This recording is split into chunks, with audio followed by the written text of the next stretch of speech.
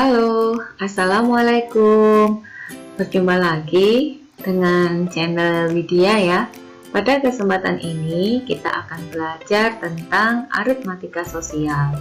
Terutama kita belajar tentang diskon dan pajak.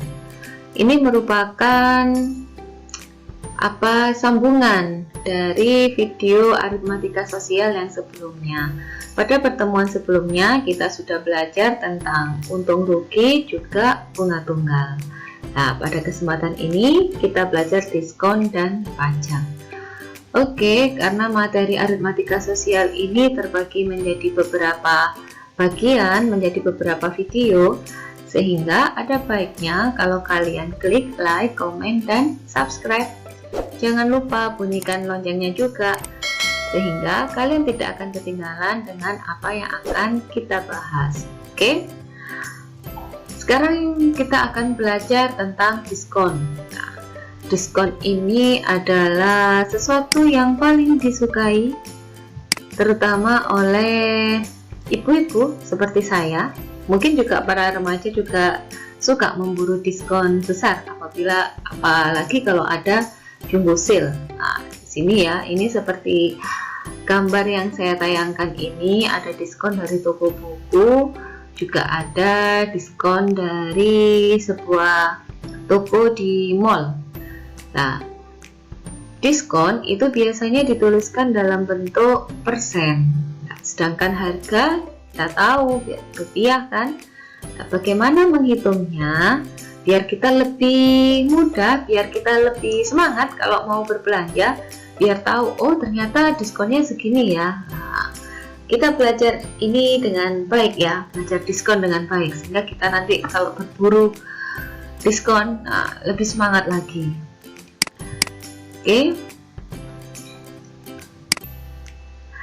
diskon, nama lain diskon itu rabat ya, bisa disebut dengan rabat, yang merupakan potongan harga atau pengurangan harga yang diberikan kepada pembeli, sehingga pembelinya waktu membayar akan membayarnya lebih murah daripada harga yang tertera. Nah, semakin besar persentase diskon, maka semakin besar pula potongan harga yang diberikan kepada pembeli, sehingga pembeli ini dapat lebih hemat dibandingkan dengan harga sebelum diskon, karena harga setelah diskon itu jauh lebih kecil daripada harga awal. Harga awal ini harga sebelum diskon.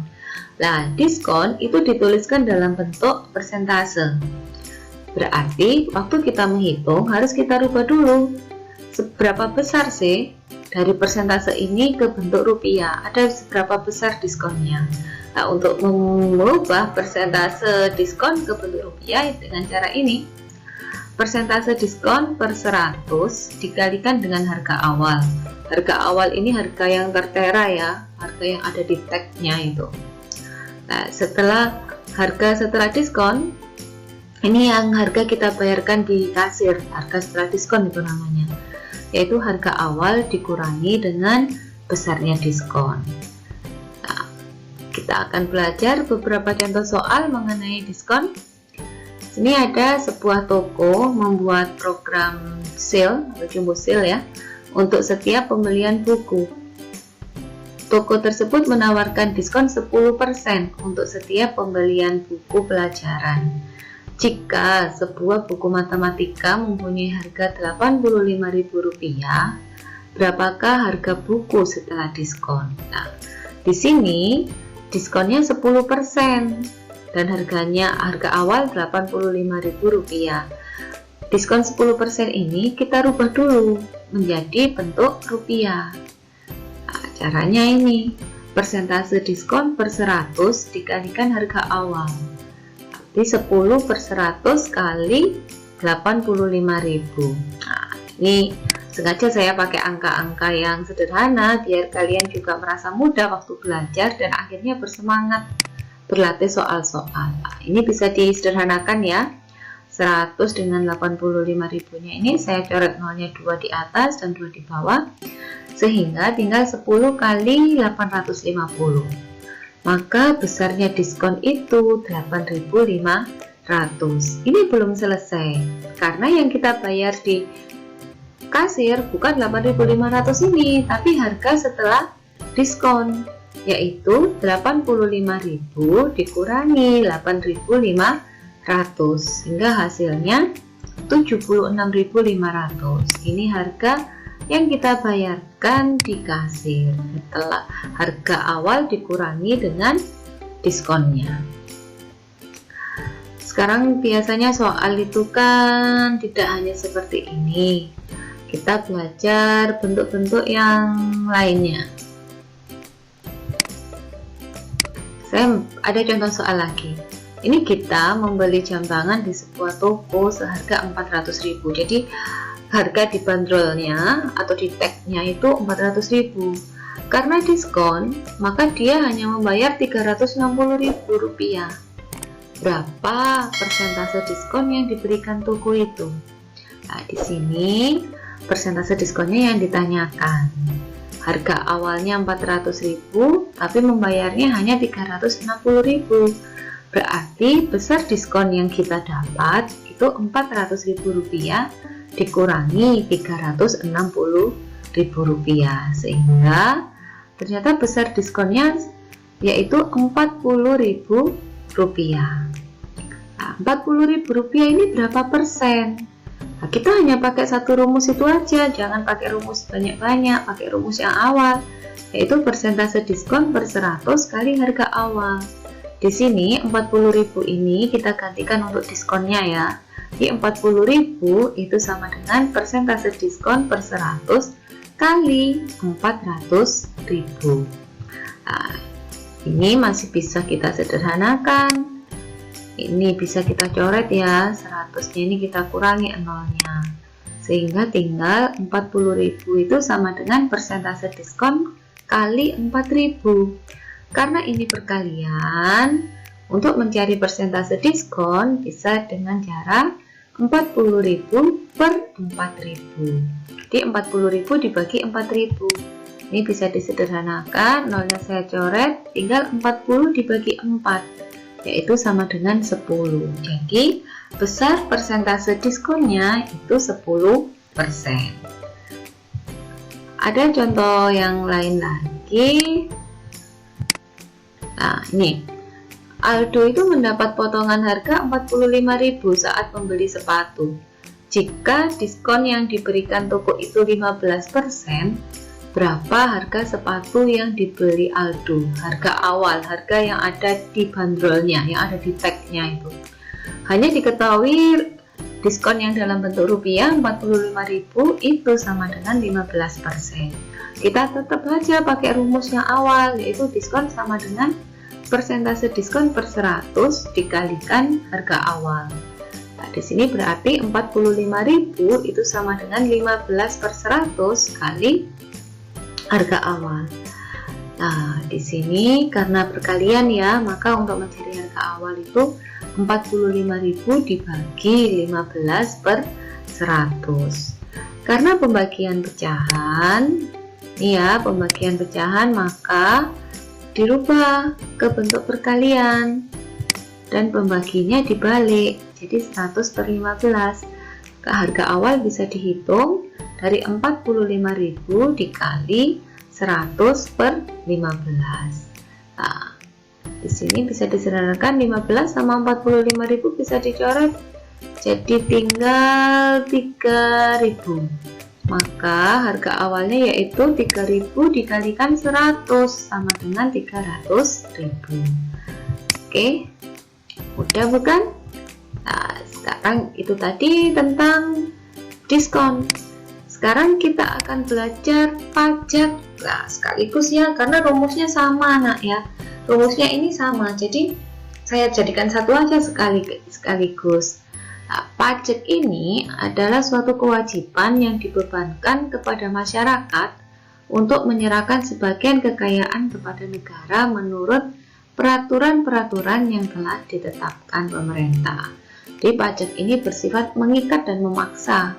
Nah, banyak sekali macam-macam pajak. Contohnya ada pajak bumi dan bangunan yang biasa disebut PBB. Ada pajak pertambahan nilai, itu PPN. Ada pajak penghasilan, itu PPH. Ada pajak kendaraan bermotor.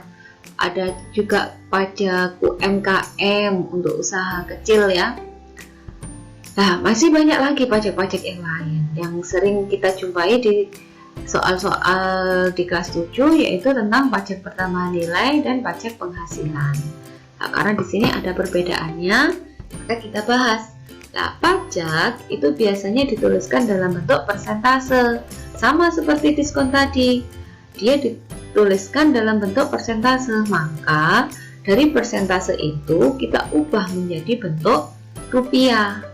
Caranya bagaimana? Sama dengan diskon, yaitu persentase pajak per 100 dikalikan harga barang. Nah, kalau ini saya tuliskan harga barang, ini biasanya untuk pertambahan nilai. Kalau nanti untuk menghitung pajak penghasilan, maka dia bukan dikali harga barang, tapi dikali gaji yang kena pajak ya, atau penghasilan yang kena pajak. Untuk lebih jelasnya ada beberapa contoh ya.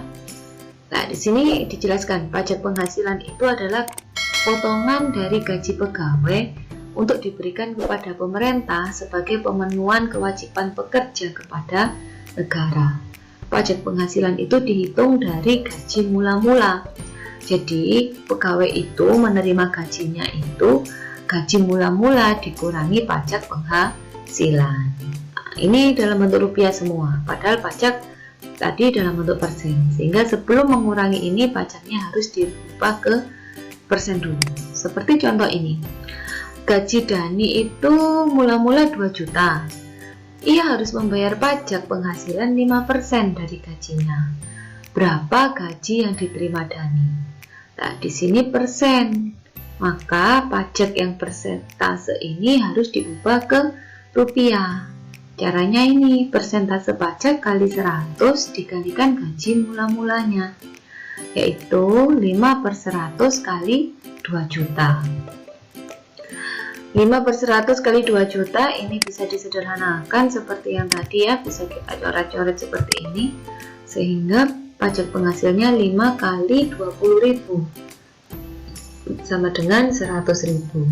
Sehingga gaji yang diterima Dani itu tidak utuh 2 juta, tapi 2 juta dikurangi 100.000. Jadi yang diterima 1.900.000 rupiah. Ini gaji yang diterima Dani setelah dipotong pajak penghasilan. Nah, tidak hanya seperti ini. Nah, ada lagi ini contoh berbeda. Ini serupa tapi tak sama ini ya. Ini Pak Putu ini memperoleh gaji 3 juta per bulan dengan penghasilan tidak kena pajak 1 juta. Jadi yang 1 juta itu bebas dari pajak. Jika diketahui pajak penghasilan atau PPH itu sebesar 10%, berapa gaji yang diterima Pak Putu? Nah, jadi kita harus merubah 10% ini ke bentuk rupiah. Hati-hati, tapi kita nanti mengalihkannya tidak dengan 3 juta. Juga tidak dengan yang 1 juta, karena 1 juta tidak kena pajak. Maka kita hitung dulu penghasilan yang kena pajak, yaitu 3 juta dikurangi 1 juta. Maka yang nanti untuk menghitung itu yang kena pajak ini, yaitu 2 juta rupiah. Kita hitung dulu pajak penghasilannya 10%, berarti 10/100 kali 2 juta sama dengan 200.000.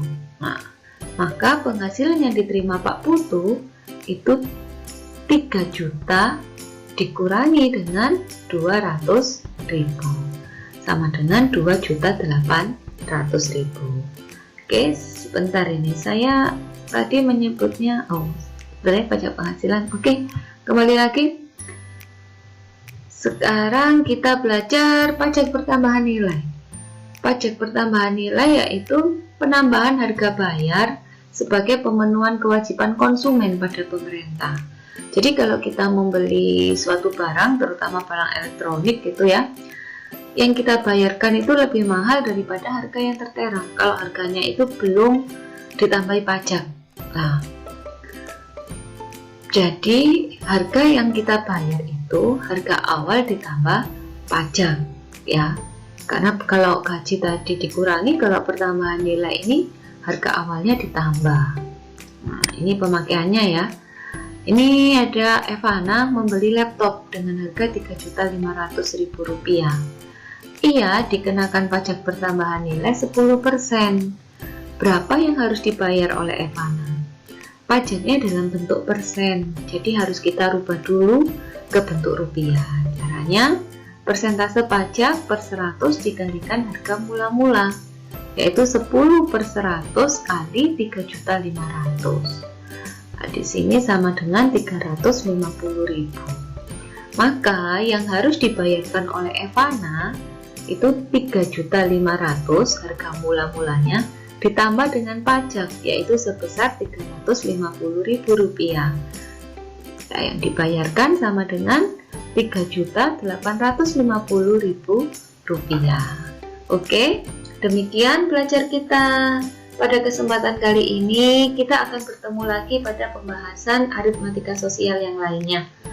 Jangan lupa klik like, komen, dan subscribe, juga bunyikan loncengnya agar channel ini berkembang dan bisa membahas banyak soal-soal matematika. Oke, wassalamualaikum warahmatullahi wabarakatuh.